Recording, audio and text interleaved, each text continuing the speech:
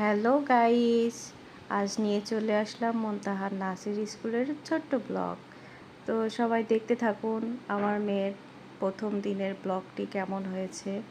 তো আমি খুব এক্সাইটেড ছিলাম, আমার মেয়ে আমার থেকে বেশি এক্সাইটেড ছিল।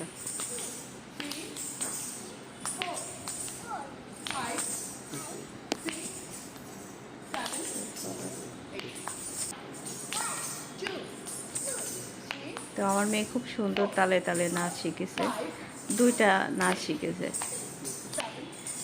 তো আমি তো খুবই খুশি। এই যে এখানে আরও ওর দিদিরা, বড় দিদিরা, আপুরা নাচছে। ও দেখে দেখে নাচার জন্য খুবই আগ্রহী।